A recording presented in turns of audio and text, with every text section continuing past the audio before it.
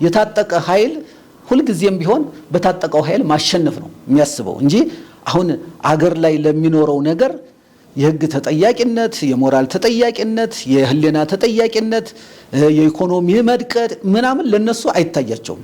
ለነሱ የሚታያቸው የገጠሙትን ኃይል ማሸነፍ ነው። እነዚህ አሁን ተጠራርተው ደግሞ ወደ አንድ እንመጣለን የሚሉት እነማን ናቸው የሚለውንም ደግሞ መፈተሽ ያስፈልጋል። አንዳንዶቹ ይሄንን መንግስት ነው ትክክል ነው ብለው ሲደግፉ የነበረው እንደውም የስልጣን አደላዳይና ደልዳይ ሆነው የስልጣን አመቻች ኮሚቴ ሆነው ሲሰሩ የነበሩ ምናልባትም የተወሰነውን ክፍል ወደ ቤተ መንግስት አስገብተው የራሳቸውን ማለት ነው አስገብተው በቤተ መንግስት የስልጣን ባለቤትነትን ድርሻ ካገኙ በኋላ ሲያውት መንገዱ እንደገና የተሳሳተ ወይም ደግሞ የሚሸነፍ ነው ብሎ ሲያስቡ ከዚህ ወጥተው ወደ ውጭ ሀገር ሄደው እንደገና ያንን አናቀውም የሚሉትን ማህበረሰብና ህዝብና ሀገር ተመልሰው በአንተ ስም መተንልሃል ብለው ትግል የሚጠልፉ የሚያወናብዱ ሁሌም ከትግል ውስጥ የማይጠፉ ነገር ግን ትግል የማይቋጩ በተቋጨው ትግል ውስጥ መተው ከፊት መቅደም የሚፈልጉ ያንን ነገር ሲያጡ ደግሞ ሌላ የሚኮረኩሩ ሰዎች አሉ። ይሄንን በደንብ ማየት ያስፈልጋል። ዛሬ ከውጭ ሀገር መጥተው የከሌ ወከልነን የከሌ እንወክላለን ብለው ሲሉ ናቸው ወይ ወኪል ናቸው ወይ የሚለውን ማጥናት ያስፈልጋል። ማን ነው የሚልካቸው? ለምንድን ነው እዚህ የሚሄዱት የሚለውን በደንብ ማጤን ያስፈልጋል። አንዳንዶቹ በመንግስትነት ሚና ላይ መንግስት ሆነው ቆይተው የህዝብን ጥያቄና መብት ደፍጥጠው የሀገርን ሉዓላዊነትና አንድነት አናክተው የህዝብን አብሮ የመኖር እሴት በጣሰው ተመልሰው እንደገና ወደ ጫካ መግባት የተመኙና ጫካ የገቡ እነሱ በድለው እንደገና ከጫካ እንነሳ የሚሉ አሉ። አንዳንዶቹ ደግሞ ህዝባችን ላይ በደል ደርሷል፣ መከራው በስቶበታል፣ መኖር አልቻልንም፣ ህልውናችን አደጋ ላይ ነው ብለው የተነሱ ደግሞ አሉ። እነዚህን በየፈርጃቸው መለየት ያስፈልጋል። እነዚህ ተቀላቅለው እንመጣለን ቢሉ ሀገር ወደፊት ለማስቀጠል የሚያስችል ሁኔታ አይኖርም። የእያንዳንዳቸው ፍላጎትና ጥያቄ የተለያየ በመሆኑ እንዳልኩ አንዳንዶቹ በድለው በህግ ሳይጠየቁ ህግ ሳይጠይቃቸው ህግ ፊት ሳይቀርቡ ከነበደላቸው ከነግፋቸው እንደገና ጫካ መግባት ያማራቸው። አሁን ቅድም እንዳልኩ ሌላኛው ደግሞ በስልጣን ላይ ለመቆየት አሰፍስፈው ትክክል ነው ይሄን መንግስት አትቃወሙ አትናገሩ ትክክለኛ መንግስት ነው ብለው አምነው የኛ የሚሏቸውን ሰዎች እንዳልኩ ስልጣን ላይ አቆናጣው እዚህ ስልጣን ላይ ያሉት ደግሞ እነዚያን ደግሞ አይ እናንተ ወጡና ያኛው ኃይል እያሸነፈ ሊመጣ ይችላል በዚያ መልኩ ደግሞ ከፊት እንድንሆን ሂዱ ተብለው ይሄዱ ናቸው። ይሄ ምንም እንትን የሚለው ነገር የለም። ስለዚህ ህዝቡ እንዲህ አይነቱን ነገር ጉም መጨበጡንና ማይያዝን ነገር መያዝ ላይ መንጠልጠሉን ማቆም አለበት፣ መለየት መቻል አለበት። ሁለት ቢላው የሚበሉ ናቸው። ስለዚህ ህዝቡ ይሄን መለየት አለበት። ዝም ብሎ በደነፍሱን ጉም እየጨበጠ የሳሙና አረፋ እየጨበጠ መሄድ የለበትም። የሚጨበጥ መብቴን የሚያስከብርልኝ የሀገሬን ደህንነትና ሰላም የሚያስጠብቅልኝ በብቃቱና በችሎታው ሀገር ሊያኖር የሚችል የተደራጀ ኃይል ማን ነው የሚል መምረጥ አለበት እንጂ ሁሉ ለመጣው ሁሉ ማጎብደድ የህዝብ እንትና ሊሆን አይገባም። የህዝብ ፍላጎት ሊሆን አይገባም። ለመጣው ሁሉ ማሸርገድም ትክክል አይደለም። መምረጥ ያስፈልጋል። አይምሮ የሰጠን ፈጣሪ እንድንመዝን ነው። የትኛው ከየትኛው ይሻላል ብለን የተሻለውን ነገር እንድንይዝ እንድንጨብጥ ነው። ትብብር ለኢትዮጵያ አንድነት የሚለው ይሄን ነው። እኔ በመርሄ በዚህ ዘመን በፖለቲካ ውስጥ የቆየሁበት ይሄንን መርሄ ይዤ ነው የምቆየው። በምንም አይነት መለኪያ ቃላቸውን እያጣፈጡ አሁን ያንዳንዶችን ታሪክ ለመግለጽ አልፈልግም እንጂ 4-5 ነገሮች ያጠፉ ሰዎች ዛሬ የከሌ ወክልነን ብለው የመጣሉ። ያ የትላንቱ ያረጉት የተነጋገሩት የሰጡት የጻፉት ነገር የት ሄዶ ነው አሁን ዛሬ መጣንልህ የሚሉት? ያስ መጣንልህ የሚባለው ህዝብ ለምንድን ነው እንደሚቀበለው? አንድ ቦታ ላይ መቆም አለበት። ወይም ደግሞ የህዝብ ጥያቄ ባግባቡ የሥራ አጥነቱን ባግባቡ መቆጣጠር ሳይችል ሲቀር ዜጎች በደነፍሳቸውን እግራቸው በመራቸው ልቦናቸው በመራቸው አይምሯቸው ባዘዛቸው ይሄዳሉ።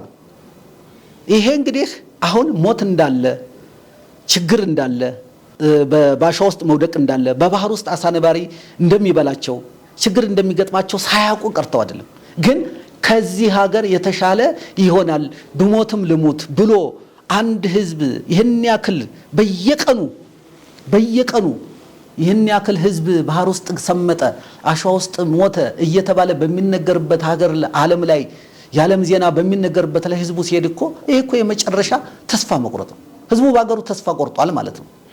ይሄንን ተስፋ የቆረጠ ህዝብ ተስፋው እንዲለመልም ማድረግ የመጀመሪያው የመንግስት ኃላፊነት ነው። ለምንድን ነው የመንግስት የሚሆነው? የመንግስት የህዝብ የሆኑትን በአጠቃላይ የሀገሪቱን ነገሮች የተቆጣጠረው መንግስት ስለሆነ ነው። ኢኮኖሚው በሱ እጅ ነው። የሰላም ማስከበርና ማስጠበቅ ወዴት በሱ እጅ ነው ያለው። የህዝቡን የኢኮኖሚ ተጠቃሚነት የማረጋገጥ የህግ ስርዓቱ በሱ ስር ነው ያለው። የመዋቅርና ሌሎች ነገሮች ሁሉ ያሉት በሱ ስር ነው። ስለዚህ ስራ ያጣ ወጣት ምን ሊያመጣ እንደሚችል መንግስት ያውቃል። ከማንም በላይ ያውቃል። ይሄ የተሰደደው ነው። አገር ውስጥ ያለውስ የተረፈውስ የቀረውስ ምን ያመጣል ብሎ ደግሞ ማሰብ አለበት።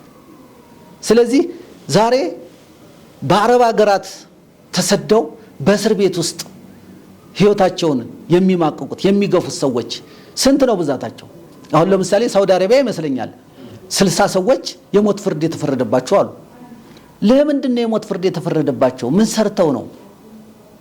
ምን አርገው ነው ብለህ ስትል ከኔ ሀገር ያኛው ይሻላል ብለው ሄደው ነው። ያኛው ሀገር ደግሞ ከዚህ የባሰ ሆነባቸው። አየህ፣ ወንጀል ሰርተው ሊሆን ይችላል፣ ወንጀል ሳይሰሩ ሊሆን ይችላል። እሱን የምናውቀው ጉዳይ የለም። ነገር ግን እንዲህ ሆነ ሲባል መንግስት ቶሎ ብሎ የዜጎችን ደህንነት የዜጎችን መብት ለማስከበር ጠበቃም ቀጥሮ በኤምባሲም በኩል በልኡክም በኩል ልኮ የመደራደርና ዜጎቹን የማዳን 60 ሰው በአንድ ጊዜ ሞት ስቅላት ይሰቀልበታል ተብሎ ሲፈረጅ ዝምታን መምረጥ ትክክል አይደለም። እንኳን መንግስት አይደለም እያንዳንዱ ግለሰብ በዚህ ላይ መጮህ አለበት። ዜጎች ባጠፉት ልክ ፍርድ ሂደታቸው ሊታይ ይችላል። ግን የሌላ ሀገር ዜጎች ናቸውና ሀገር አላቸውና ህዝብ አላቸውና የሀገራቸው ህዝብና መንግስት ደግሞ ሊደርስላቸው ይገባል። እንዲህ አይነት መከራን ያለው ዞሮ ዞሮ ብሌሙ ወደ መንግስት ይሄዳል። ሌላው የሚሄደው ምንድነው? ወደ ወጣቶቹ ነው የሚሄደው፣ ወደ ቤተሰቦቻቸው ነው የሚሄደው። መምከር አለባቸው፣ መዘከር አለባቸው። በሀገራቸው ውስጥ እንደኛ ታግለው መንግስትን የመለወጥ ስራ መስራት አለባቸው። ተደራጅተው መቆም አለባቸው። በምርጫ ማሸነፍ አለባቸው። ድምጽ መስጠት አለባቸው። እንደው ተስፋ ቆርጦ ከሞት ወደ ሞት መሸሽ ይሄ የሰውኛ ባህሪም አይደለም። ራሳቸውም ሰብሰብ ብለው ተመልሰው አይምሯቸውን ሰብስበው እየተራቡም ቢሆን እየተጠሙም ቢሆን ቢያንስ ሀገር ይሻላል፣ ቅርታ አድርግልኝ፣ ሀገር ይሻላል። በቋንቋ ተግባብተህ፣ በባህል ተግባብተህ፣ በአካባቢ ተግባብተህ እንኳን በሀገርህ ልታገኘው የሚገባውን ነገር ባታገኝ እንኳን ቢያንስ ሰላም ይኖርሃል እና ህዝቡም ወላጆችም በዚህ ላይ ተጠያቂ ይሆናሉ። ራሳቸው የሚሄዱትም ተጠያቂ ይሆናልና መስከን ያስፈልጋል። እንደው ይገኛል ብቻ የሚል በሬ ሆይ የሚል የሀገራችን አባባል አለ። በሬ ሆይ ሳሬውን አየህና ገደሉን ሳታይ የሚባል ነገር አለ። እንደው ገንዘብ ይገኛል፣ ሰርቶ ይገኛል፣ እዚህ ሀገር ከማገኘው እዚህ ሀገር የማገኘው ስደትን መጸየፍ አለበት። ስደት በምንም አይነት መለኪያ ኩራት ሊሆን አይችልም። እንጀራ ሊያስገኝ ይችል ይሆናል። ነገር ግን እንጀራ ብቻውን የሰው ልጅ ሊያኖር አይችልም። እኛ ነፃ የነበርን የነፃ ሀገር ህዝብ ነን። ስለዚህ ይሄ ህዝብ ደግሞ በምንም አይነት መለኪያ የሌሎችን ሀገሮች ባርነትን መርጦ ነፃነቱን ሸጦ ሊኖር ሊሰደድ አይገባውምና በሀገሩ ተረጋግቶ እንዲኖር እንደ ትብብር ጥሪ እናቀርባለን። ትብብር ለኢትዮጵያ አንድነት የህዝብ ድምፅን አግኝቶ የመንግስትነት ስልጣንን ቢኖረው ቢያገኝ የመጀመሪያው እርምጃው የሚሆነው ሰላም ማስፈን ነው ብያለሁ። ሰላም አሁን ጦርነት ላይ ያለው ታዲያ እንዴት ሰላም ሊመጣ ይችላል የሚለው ነገር ሊነሳ ይችላል። እኛ በመጀመሪያ የምናደርገው ጥያቄ አለን ብለው ለሚሉ አሁን ዛሬ ጠመንጃ ይዘው ለሚታገሉትም ሐሳብ አለን ብለው በሐሳብ ለሚታገሉትም ከሀገራቸው ተሰደው በስደት ላይ ሆነውም ሐሳብ አለን ብለው ድምጻቸውን ለሚያሰሙት አጠቃላይ ለህዝባችን ጥሪ ነው የምናደርገው። ወደ ሰላም፣ ወደ ጠረጴዛ ዙሪያ ንግግር፣ ወደ ውይይት፣ ወደ ንግግር ሀገርን የማሻገር አስተሳሰብ እንዲፈጠር ነው የምናደርገው። ይሄ በቀጥታ ጠመንጃ ያነሳውንም በሐሳብ የሚታገለውንም ወደ ሐሳብ ጠረጴዛ ያመጣዋል። ያ ማለት እንግዲህ አይ ጠመንጃ ያነሱት እኮ በጠመንጃ ታላሸነፉ ወደ ስልጣን ወደ እናንተን ወደ ስልጣን ሊያቆያችሁ አይችልም፣ በጠመንጃ ሊያሸጉዳችሁ ይችላሉ የሚል አስተሳሰብ ሊመጣ ይችላል። ይሄንን ነው እንግዲህ እኛ የምንለው ምንድነው? ጠመንጃ ያነሳችሁት ጥያቄያችሁ ስላልተመለሰ ነው። ጠመንጃ የሐሳብ ሙግት የምታረጉት የህዝብ ጥያቄ አልተመለሰም ብላችሁ ነው። ስለዚህ ቁጭ እንበልና በአገር ጉዳይ ላይ እንነጋገር የሚል ሐሳብ ነው እኛ የምናቀርብላቸው። ሐሳባችን ገዢ ሆኖ ሲያገኙት በእርግጠኝነት ጦርነት ይቆም። እኛ የምናደርገው በመጀመሪያ ደረጃ ጦርነቱን ማስቆም፣ ሰላም ማስፈን፣ ከዚያ በኋላ በጦርነት የተጎዳውን አካባቢና ህዝብ መልሰን የመካስ የመጠገን የማበረታታት ወደ ህይወቱ እንዲመለስ ማድረግ፣ ሰላምን አገኝቶ ወደ ኑሮ ወደ ህይወቱ እንዲመለስ የማድረግ አንዱ ሌላ ነው። ሁለተኛው የምናደርገው ምንድነው? የፍትህ የጀስቲስ ይሄ ምንድነው? የሽግግር ፍትህ የሚባል ነገር አለ። የሽግግር ፍትህ ደግሞ ያስፈልጋል። ለምሳሌ በምንም አይነት መለኪያ ልትክሰው የማይገባ ልትቀርፈው የማይገባ ጉዳት ይደርሳል። ለምሳሌ የሴቶች መደፈር በገንዘብ ሰጥተህ ቤት ሰጥተህ ልትመልሰው አትችልም። ይሄ ትልቅ የህሊና ቁስል ነው የሚሆነው። እነዚህን በሽግግር ፍትህ የሚታየውን በሽግግር ፍትህ ይታያል። ከዚያ በኋላ ደግሞ የህዝብ ለህዝብ እርቅ ነው የምናደርገው። አሁን ለምሳሌ ህዝብ መቼ ተጣላና የሚሉ አሉ። ምንም ይሁን ምን ህዝብ ግን መንደር ይዞ አካባቢ ይዞ ተለያይቷል።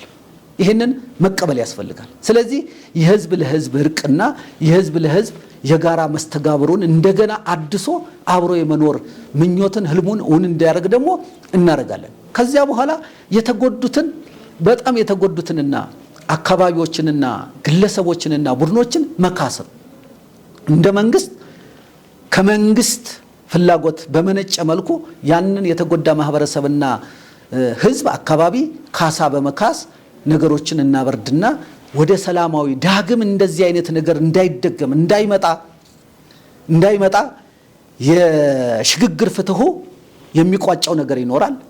የህዝብ ለህዝብ መታረቁና መስማማቱ ግንኙነት መፍጠሩ ዳግም ወደዚያ ጦርነት ወደዚያ እንዳንገባ ያደርጋል። በጦርነት ውስጥ ያለውንም ሆነ የሰላማውን ታገል የሐሳብ ታጋውን በጠረጴዛ አምጥቶ ውይይት ላይ ሲሆን የምንግባባባቸውና በመርህ በቃለ ጉባኤ የምናስራቸው ዳግም እንዳይነሱ የምናደርግበት አግባብ ይፈጠራል። በዚያ መነሻነት ነው እንግዲህ ሀገሩን አስተካክለን ወደ ሀገር ምንነትና ወደ መንግስትነት መቀየር አለበት ብለን ምናምነው። እኔም አመሰግናለሁ። እግዚአብሔር